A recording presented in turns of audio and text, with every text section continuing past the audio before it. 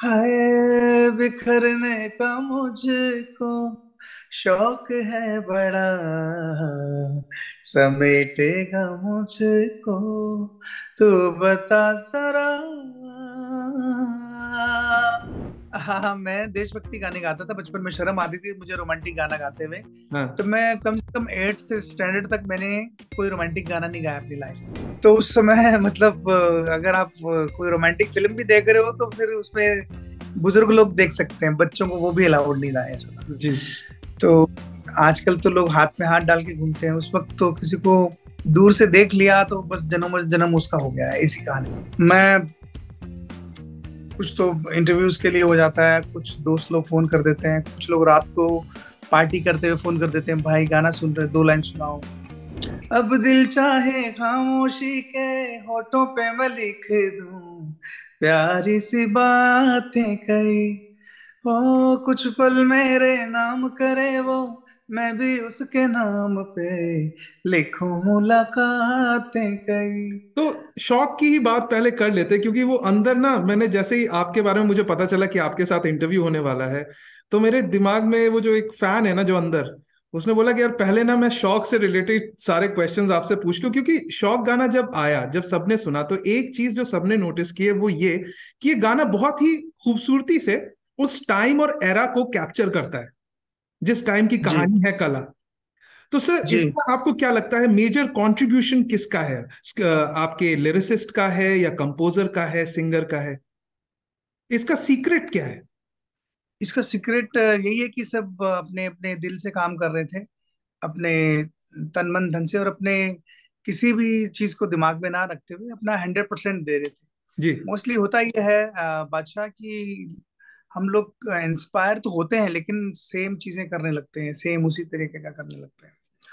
तो इसमें अ, ऐसा भी नहीं कि अ, जैसे लिरिसिस्ट को भी छूट दी गई कि आप अपना बेस्ट दीजिए, कंपोजर को छूट दी गई आप अपना बेस्ट दीजिए, वैसे ही मुझे भी कहीं ना कहीं अ, अमित त्रिवेदी जी ने बहुत मतलब छूट दी कि आप अपना 100% दीजिए। तो यहाँ पे एक ही जगह पे स्ट्रिक्ट नहीं थे कि ये सुर ऐसा ही चाहिए, ये वर्ड तो वैसा ही होना चाहिए। तो एक सिंगर की आत्मा, एक लिरिसिस्ट की आत्मा, एक डायरेक्टर का विजन और एक कंपोजर का विजन, ये सारी चीजें मिलके एक चीज बनती है, और ये उसमें से एक चीज है। तो ऐसे गाने को जब आप अप्रोच करते हैं एज अ सिंगर, तो आपका पर्सनल इंस्पिरेशन आप कहाँ से ड्रॉ करते हैं? मैं शुरुआत से ही मैं पुरानी सोल हूँ, मैं रफी साहब को सुनते हुए आया हूँ, लता जी को सुनते हुए आया हूँ।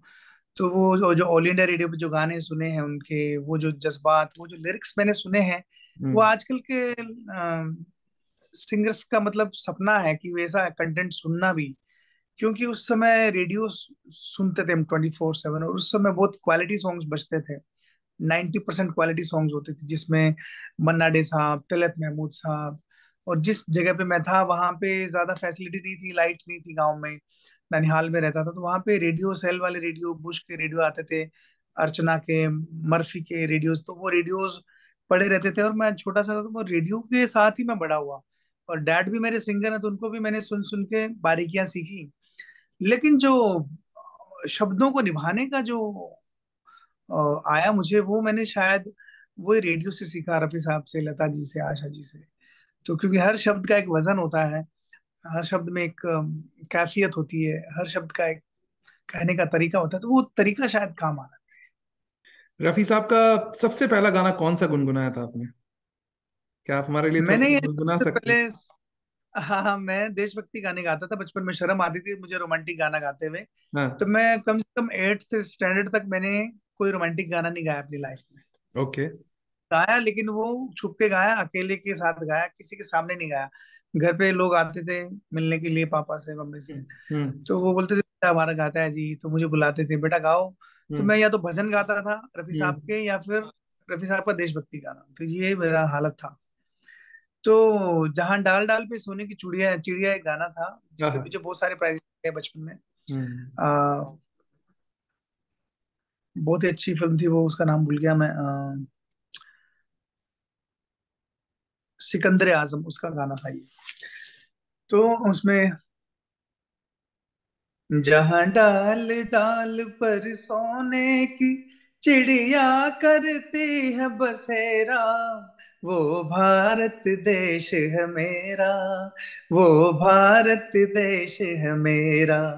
जहाँ सत्य अहिंसा और धर्म का पग पग लगता डेरा, वो भारत देश है मेरा, वो भारत देश है मेरा। क्या बात है, क्या बात है, बहुत ही खूबसूरत। जय। जय हिंद, जय हिंद। तो मुझे ये बताएं, आप कह रहे थे कि शर्माते थे आप रोमांटिक गाना गाने से, तो क्यों, ऐसा क्यों? हाँ मतलब हम लोग पंजाब से हैं, राजस्थान से, मम्मी राजस्थान से, डैडी पंजाब से, तो वहाँ मतलब बहुत ही ज्यादा अ, मतलब इस चीज, प्यार और रोमांस को बहुत ज्यादा अच्छा नहीं समझा जाता वहां पे। आजकल तो जमाना चेंज हो गया, मैं बात कर रहा हूँ मेरे बचपन की। तो उस समय मतलब अगर आप कोई रोमांटिक फिल्म भी देख रहे हो तो फिर उसमें बुजुर्ग लोग देख सकते हैं, बच्चों को वो भी अलाउड नहीं था, ऐसा था। जी। तो आजकल तो लोग हाथ में हाथ डाल के घूमते हैं, उस वक्त तो किसी को दूर से देख लिया तो बस जन्म जन्म उसका हो गया, ऐसी कहानी थी। तो वो प्यार को महसूस करना लोगों को मतलब, मुझे लगता है कि आज की जनरेशन को वो नसीब होगा, क्योंकि वो मायने रहे नहीं प्यार के वो। हम्म। आजकल फास्ट फूड की तरह प्यार है, कभी ये वाला मेनू कभी वो मेनू, तो ये है माशाल्लाह। इंटरेस्टिंग। आपके साथ देखिए बात करने में इसलिए मजा आता है क्योंकि आपको आपको मैं इंस्टाग्राम पे भी फॉलो करता हूँ, और आप जैसी स्टोरीज, जैसी शायरी, जैसे गाने आप शेयर करते रहते हैं, कई बार अपनी और कई बार दूसरों की भी। तो मुझे पता था कि इस कॉन्वर्सेशन का मिजाज जो है वो थोड़ा म्यूजिकल भी होगा और थोड़ा सा शायराना भी होगा।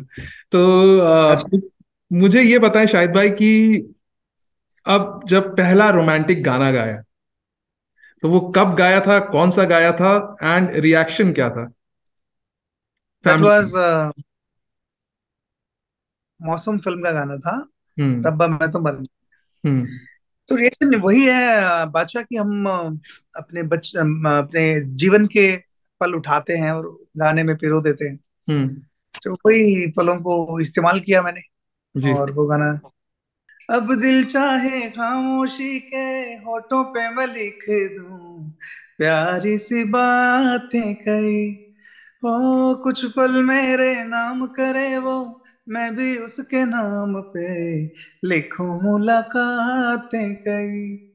हो पहली ही तकनी में बन गई जान पे, नैना वेणा उसके मेरे दिल पे छपे। अब जाऊं कहाँ पे, दिल रुका है वहां पे जहां देख के मुझे वो आगे बढ़ गया है। अह, और अब्बा मैं तो मर गया हूँ, सदाई मुझे कर गया है। और अब्बा मैं तो मर गया हूँ, सदाई मुझे कर गया है। क्या बात है शाहिद भाई, बहुत खूबसूरत, बहुत ही खूबसूरत। हाँ, कॉलेज याद दिला दिया आपने। Thank you. कॉलेज में था बेशक। इसलिए सुना था। And thank you so much Shahid भाई। सो ये तो था आपका रोमांटिक सॉन्ग। अच्छा, आपने एक बात कही थी, आपने भले ही ये बात प्यार को लेके कही थी कि आज फास्ट फूड की तरह हो गया है, कि मेन्यू चेंज होता रहता है हर हफ्ते, हर महीने। तो वैसा ही एक जो है, हमेशा जो है एक सवाल उठता है म्यूजिक को लेकर, मॉडर्न डे म्यूजिक को लेकर। I am sure growing up आपने भी सुना होगा, मैंने भी अपने माता पिता सबसे सुना है कि यार सिक्सटीज का एक एरा था, गोल्डन एरा जिसे कहते थे। उस समय क्या राइट। सिंगर्स होते थे, मतलब फिर चाहे रफी साहब हो या मन्ना डे साहब हो, किशोर दा हो, लता दी हो, गीता दत्त हो। मतलब एक कहते हैं ना कि उस समय गॉड्स, म्यूजिक के gods used to walk amongst us, ऐसा बोला जाता है। तो सर, राइट। ये गोल्डन एरा, क्योंकि हमसे कहा जाता है कि history repeats itself, but unfortunately वो गोल्डन एरा दोबारा रिपीट नहीं हो पा रहा है। ऐसा क्यों है सर? हाँ हाँ, बहुत ही मुश्किल सवाल है ये, क्योंकि हम अपनी जनरेशन को आगे क्या देते हैं ये बहुत मैटर करता है। आजकल माँ बाप अपने बच्चों को मतलब वेस्टर्न म्यूजिक की तरफ डालते हैं, वेस्टर्न टाइप एजुकेशन, वैसे कपड़े पहनाना। तो अपना कल्चर भूल के हम लोग ना दूसरे कल्चर को अपनाते हैं, ऐसे में अपनी चीज तो वैनिश होनी ही है। उस दौर में गुरु शिष्य परंपरा थी, गुरुकुल हुआ करते थे, तो जो गुरुओं के पास था वो अपने शिष्यों को दिया करते थे। और मान लो कोई म्यूजिशियन है, तबला वादक है, सारंगी नवाज है, शहनाई बजाने वाले, वो उनके शिष्य हुआ करते थे, उनको मार के पीट के उनको चेन से बांध के रखते थे, उनको सिखाया जाता था। मतलब उनको भी सीखना होता था जो चेन से बंधे होते थे, लेकिन क्या बीच में छुट्टी ना मांग ले वो, पानी पीने के लिए भी, वॉशरूम जाने के लिए भी, मतलब इतना ज्यादा गहन अध्ययन करवाया जाता था, उनकी जो स्टडी करवाई जाती थी। और कुछ सालों पहले तक भी ये चलन था, लेकिन आजकल लोग टेक्नोलॉजी के सहारे बहुत ही इजी चीजें करने लग गए हैं। बटन से ठक चुक म्यूजिक बजा दिया, सारंगी के फ्रेजेस आते हैं, ढोलक तबले के फ्रेजेस आते हैं, उनको यूज करके म्यूजिक बनाते हैं लोग। लेकिन जो उसकी जो प्लेसिंग है, वो जो उनका जो शुरुआत जो है इंस्ट्रूमेंट का, एक जो बुनियाद क्या है, वो लोगों को पता ही नहीं है। लोगों को इंस्ट्रूमेंट में, मतलब गिटार में कितने स्ट्रिंग्स होते हैं, 12 स्ट्रिंग में क्या होता है, वायलिन में कितने स्ट्रिंग होते हैं, तबला मतलब बाया किसे कहते हैं, चांटी किसे कहते हैं, शनाई क्या होती है, लोगों को पता ही नहीं है। तो धीरे धीरे धीरे लोगों का इंटरेस्ट वेस्टर्न की तरफ चला गया, और उसके बाद में खान पान भी वही, है ना।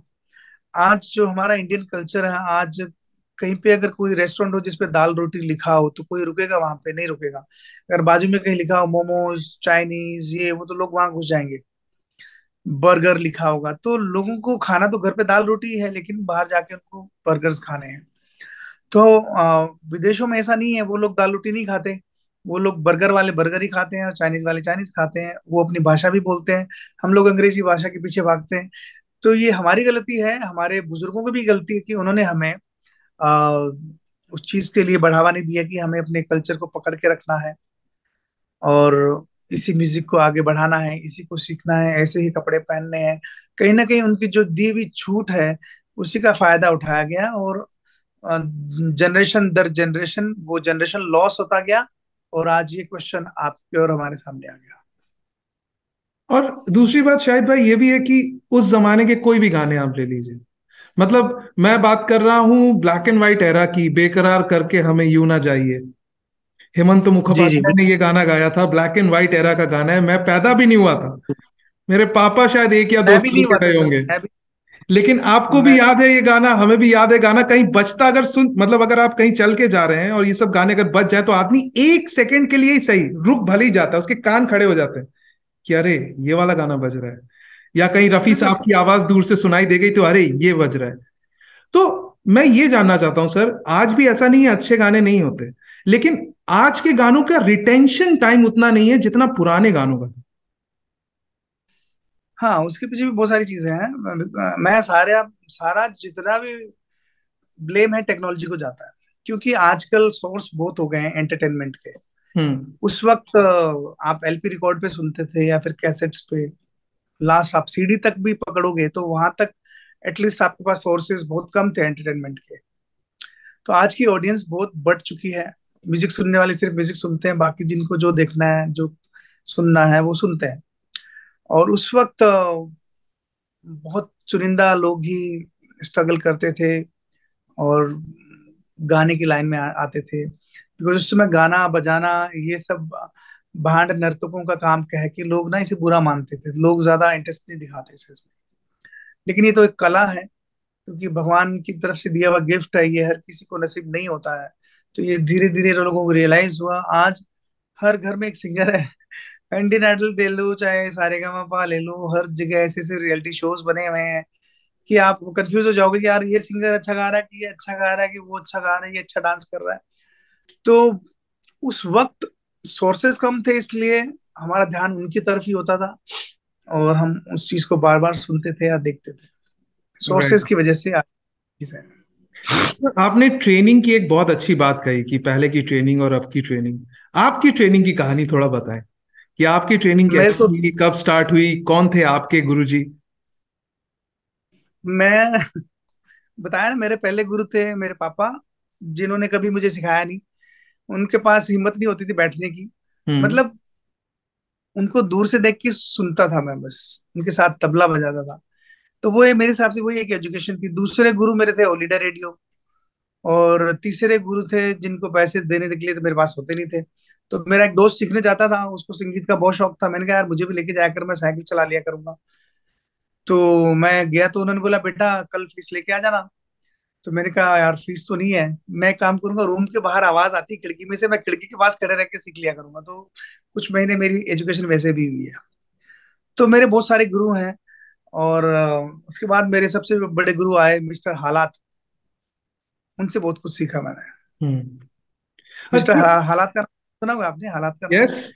मिस्टर हालात हम सबको क्या क्या नहीं सिखा देता, ऐसे ऐसे हुनर हमें पैदा कर देता है जिनका हमें इल्म भी नहीं होता। Correct sir. शाहिद भाई, ये बताएं कि ये एज अ मतलब someone who performs in front of camera, मैं एज अ फेलो परफॉर्मर कह लीजिए या जूनियर परफॉर्मर कह लीजिए, जानना चाहूंगा आपसे कि सर हम जब गाते हैं ना, मतलब हमें जैसे मौका मिलता है कि भाई गाना है या परफॉर्म करना है, तो एक तो पहले अंदर ना पेट में ये थोड़ा सा फनी नोट पे बड़ा सा गुड़गुड़ होता है, ठीक है, ऐसा लगता है जैसे अंदर से कोई सांस खींच रहा है, मतलब बाहर नहीं निकल रही, वो अंदर खींच लिया है। और फिर आवाज भी कांपती है। लेकिन आप लोग जब परफॉर्म करते हो, जब आप लोग को हम लाइव भी देखते हैं या कॉन्सर्ट्स में देखते हैं, तो आवाज भी गूंजती है, वो भी रहता है, तो आप ये स्टेज फ्राइट आप लोग कभी इससे गुजरते हो? How to tackle this? हर बार होता है हमारे साथ, हर स्टेज पे होता है। और फिर हमारे किसी न किसी गुरु ने हमें बताया है कि जब आप गाओ तो, जब आप स्टेज पे हो तो आप ये समझिए कि आप ही आप हो। मतलब वो फिर फीलिंग लानी पड़ती है अंदर की, सामने कोई नहीं है, आप अकेले गा रहे हो। वो अंदर सोच के पूरी कहानी बनानी पड़ती है। और डर तो रहता है, चाहे वो रिकॉर्डिंग हो, चाहे वो शूट हो, चाहे कोई भी चीज हो, नर्वसनेस तो हर एपिसोड में रहती है। आप आपके एक इंटरव्यू में आपने, अच्छा, ये तो इंटरेस्टिंग आपने बात बताई। आपने अपने एक इंटरव्यू में बाबिल को कॉन्ग्रेचुलेट करते हुए ये बात कही थी कि जब आपने बाबिल, मतलब इरफान साहब के बेटे बाबिल खान, जो नहीं जानते उनको बता दूं, कला में बेहतरीन काम किया उन्होंने, तो जब आपने जी। बाबिल को परफॉर्म करते देखा आपके गाने पर, मिमिक करते हुए या लिपसिंग करते हुए, तो आप भी थोड़ी देर के लिए चौंक गए थे कि ऐसा लग रहा था कि बाबिल खुद ही गा रहा है। जी। तो ये मैं जानना चाहता हूं कि एज अ सिंगर, जब आपको पता होता है कि इस एक्टर के साथ मेरी वॉइस जाएगी, तो क्या आप as per actor, as per his voice अपना स्केल बिठाते हैं, या it is other way around? क्या एक्टर आपके अकॉर्डिंग करता है, या आप एक्टर के अकॉर्डिंग कि यार ये बोलता है इसकी यहां तक स्केल जाएगी तो उस हिसाब से ये गाना होगा? दोनों 50-50 होता है, बिकॉज आजकल के दौर में तो ऐसा बहुत कम होता है कि एक्टर का बॉडी लैंग्वेज क्या है और कैरेक्टर क्या है, गाना अच्छा होना चाहिए और उसके हिसाब से। तो जहां तक मुझे अनविता जी ने बताया था कि ऐसा कैरेक्टर है, उन्होंने मुझे पूरा पोर्ट्रेट किया था रिकॉर्डिंग से पहले, अमित त्रिवेदी जी ने, और वरुण ग्रोवर जो राइटर हैं, लिरिसिस्ट, और स्वानंद किरकिरे। तो उन्होंने मुझे काफी हद तक चीजें समझाई थी, तो मैं उस तरीके से, उस एरा के हिसाब से अपने वॉइस को थोड़ा मॉड्यूल करके परफॉर्म कर रहा था। सेम टाइम पे बाबिल को भी सेम ब्रीफ मिले होंगे, बिकॉज ही इज बहुत बड़े एक्टर के बेटे हैं वो। तो उनको, उनकी मेहनत बहुत ज्यादा है।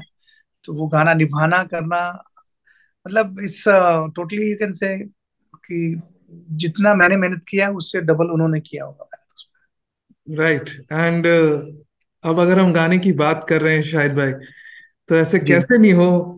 अच्छा, इससे पहले कि आप ये गाना हमें सुनाएं, क्या हमें आप बताएंगे कि रिकॉर्डिंग तो की आपने, लेकिन गाना भी हम्म। रिलीज हुआ, तब से अब में कितनी बार आपने ये गाना गा दिया होगा?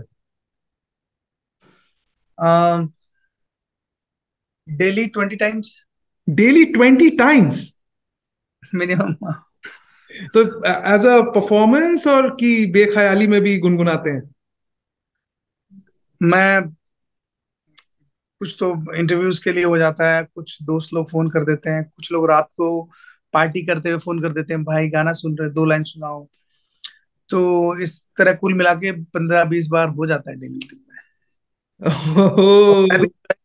भी अच्छा लगता है क्योंकि आफ्टर एक कुड़ी, आफ्टर दरिया, दिस इज अ सॉन्ग कि एटलीस्ट मैं अपना ही ब्रेक कर रहा हूँ, रूल मतलब क्या कहते हैं उसे, रिकॉर्ड ब्रेक खुद का करना बड़ा अच्छा लगता है। हम्म। कि मैं पिछले 4 साल से दरिया गाना गा रहा था, अब मैं एक शौक गाऊंगा आज से। क्या बात है। ऐसा है। एक तो सर आपको गाने भी मिले हैं एक से एक कुड़ी का आपने जिक्र किया, मतलब लेजेंडरी शायर शिव कुमार बटालवी साहब की नज्म एक कुड़ी जी जिदा सर। नाम मोहब्बत गुम है। आहा, तुम। मतलब sir very fortunate you are, ऐसा मानते हैं, फॉर्चुनेट मानते हैं अपने आप को? बिल्कुल, मैं तो गाड़ी भी फॉर्च्यूनर ही खरीदने वाला हूँ अभी। Good one. ऑलराइट शाहिद भाई, स्टेज इज योर्स। अगर आप please for 21st time. 21st time of the day. Yes. नहीं नहीं, ये तो भी 15 पे आए हैं खाली, अभी 5 बार रात को भी और होना है। अच्छा ओके, चलिए तब ठीक है। हम्म, बिखरने का मुझको शौक है बड़ा, समेटेगा मुझको तू बता जरा।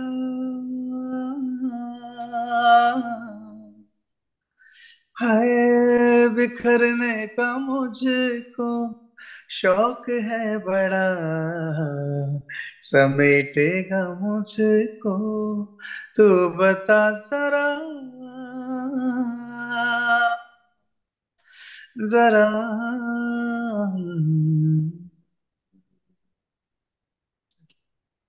क्या बात है। मैं अभी भी वेट कर रहा था कि अभी वो आगे की जो नहीं है, डूबती है। डूबती है तुझ में आज मेरी कश्ती, गुफ्तगू में उतरी बात की तरह, हो खो रहे हैं दोनों एक दूसरे में, जैसे सर्दियों की शाम में धुआं है ये पानी भी तेरा, आईना हुआ सितारों में तुझको है गिना हुआ।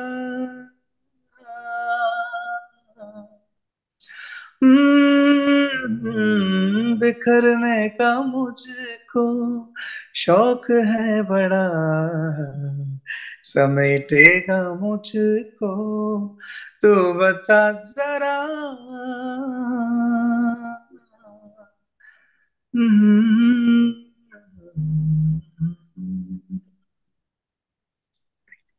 Thank you so much Shahid भाई, थैंक यू सो मच अपना इतना बेशकीमती वक्त हमें देने के लिए। जी एंड जी, आप मिस्टर बादशाह।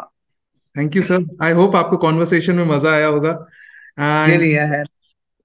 मेरी दिली इच्छा है ये सर कि कभी सामने बैठ के रूबरू बात हो, तो और अच्छे से हम इस इंटरव्यू को करेंगे। बट कोई बात नहीं, लाइफ में ऐसा ही होता है सर। डेस्टिनी में यकीन रखते हैं? कभी लगता है कि यार होता है कि ऐसे ही मिलना लिखा था तो ऐसे ही मिले? बिल्कुल डेस्टिनी तो है ही जी, बिल्कुल डेस्टिनी बिल्कुल होती है। होती है। और सर होती है लक ना जी। फैक्टर कितना काम करता है? लोग लक की बड़ी बातें करते हैं, यार लक नहीं चल रहा है, लक काम नहीं कर। लक मेहनत से बनता है। So true. लक जैसी कोई चीज होती नहीं है। आई थिंक इस अच्छे नोट पे हम इस इंटरव्यू को यहाँ पे एंड कर सकते हैं। बिफोर वी एंड शाहिद भाई, हम चाहेंगे कि आप अपने ही अंदाज में एक बार हमारे जो व्यूअर्स हैं उनको प्लीज ये बोलें कि इस इंटरव्यू को देखें, लाइक करें, शेयर करें, हमारे चैनल एंटरटेनमेंट लाइव को सब्सक्राइब भी करें। प्लीज अगर आप इतना कह दे तो बहुत होगा। हाय, मैं हूँ शाहिद माल्या और मैं हूँ बादशाह अली के साथ, और ये इंटरव्यू आप तक पहुंच रहा है बहुत जल्द। और आपसे गुजारिश है कि आप इस चैनल जिसका नाम है एंटरटेनमेंट लाइव, इसे लाइक, सब्सक्राइब और अपने वैल्यूबल कमेंट्स भी दें, अपना प्यार दें। और शाहिद माल्या मेरा नाम है, मेरे गाने सुनते रहिए और बादशाह के आने वाले इंटरव्यू भी सुनते रहिए। Thank you so much. Thank you so much, guys. That was Shahid Malia joining us in this conversation. It was sheer pleasure and fun catching up with him. हम आपको तहे दिल से शुक्रिया अदा करते हैं एंड अपने बेस्ट विशेस देते हैं for all your future projects. Shahid भाई आप ऐसे ही गाने गुनगुनाते रहें, गाते रहें, एंड ऐसे ही हम सबको उस जमाने की याद हमेशा दिलाते रहें, the golden era. Thank you so much, thank you thank so you so much, much sir. Pleasure. Thank नमस्कार। यू। नमस्कार।